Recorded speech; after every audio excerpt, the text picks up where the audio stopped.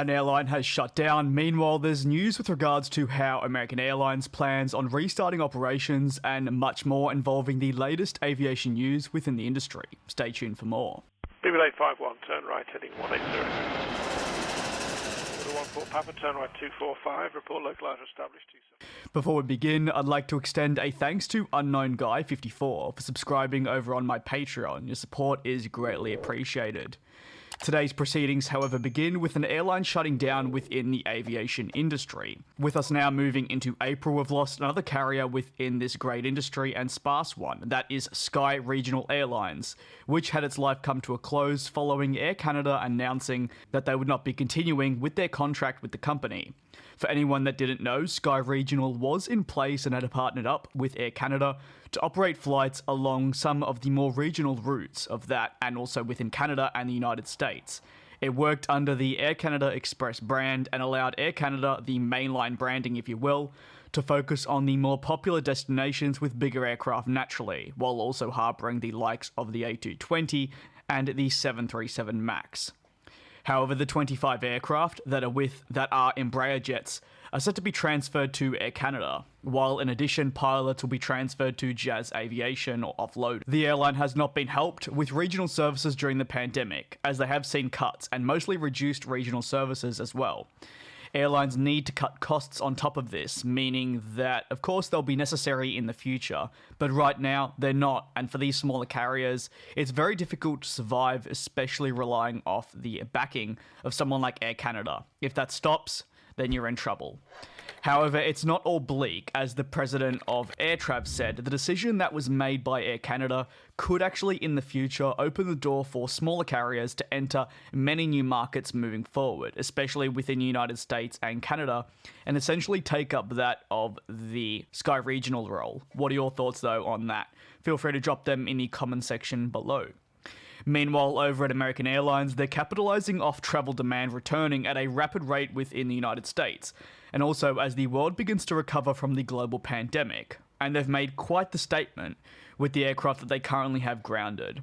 The American carrier, thanks to @XJohnNYC on Twitter, have noted through an internal memo from the American Airlines Chief Information Officer that they're going to be having all their aircraft flying by May of this year. A huge statement, as American Airlines by no means has a small fleet of aircraft.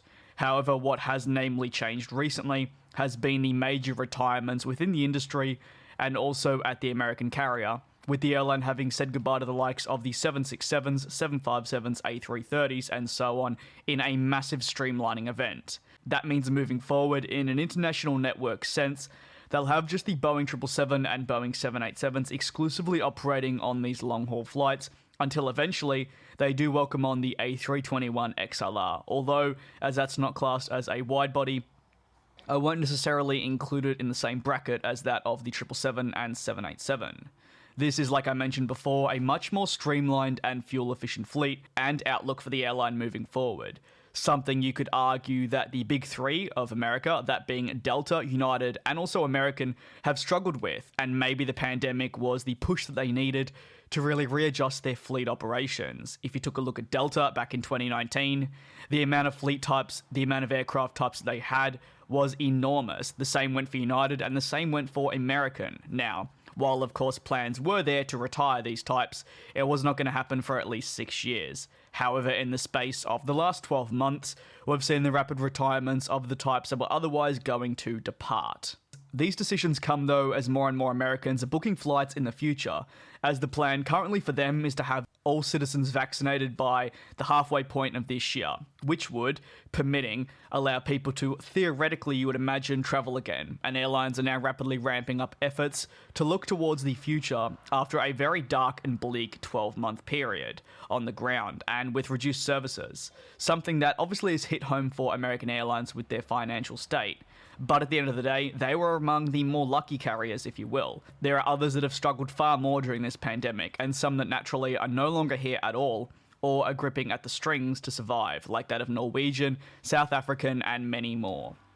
Meanwhile, over at Norse Atlantic Airways, they've actually managed to secure the lease agreement for 9 of the 787 Dreamliner aircraft. This is coming from a deal that they signed with the Irish leasing company known as AerCap. The agreement includes those 6 of the 787-9s, the larger aircraft, or the middle one in the 787 series, and then finally the smaller one, 3 of the 787-8s, eventually making up a total of 9 aircraft. The airline is hoping to start operations later this year out of Norway and big European cities with transatlantic flights, and will therefore see these Boeing 787s join up at this point throughout the year, in preparation for these flights to eventually begin. Norse has been getting the ball rolling, not just with the hiring of cabin crew, but also getting everything in order to really get this airline up and away. What many people are labelling it, the second Norwegian. Do you think that they will survive though? Let me know.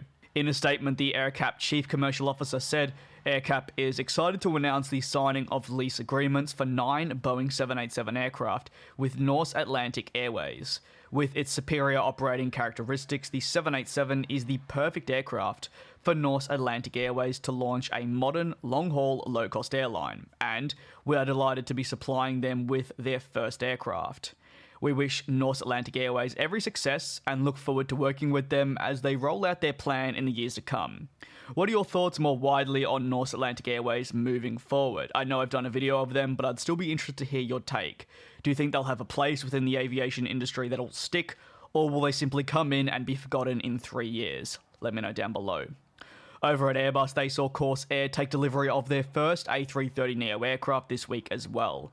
The aircraft, which is joining up on a lease from Avalon, or Avalon if you will, with the first of a total of 5 A330neos for them. And it's in addition part of the airline's strategy to become an all Airbus A330 operator.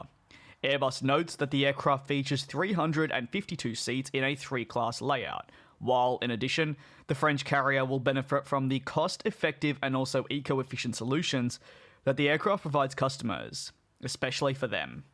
Meanwhile, the final topic of the coverage for today includes Alaska Airlines joining up with the Oneworld Alliance, and now they've therefore become the 14th member of the alliance that includes the likes of American Airlines, British Airways, Qantas, and more.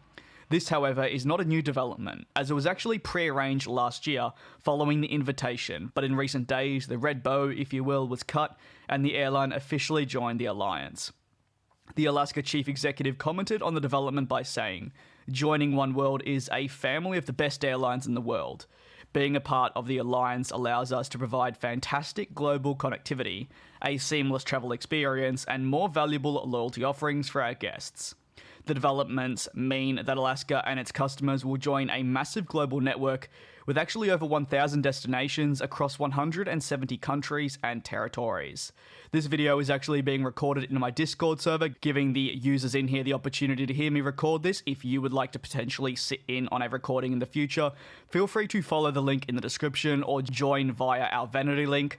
With over 2,000 members, it is discord.gg/aviation. If you have any thoughts on the topics covered in this video, like always, feel free to drop them in the comment section below. If not, I will see you all in the next video tomorrow. Please take care and be safe.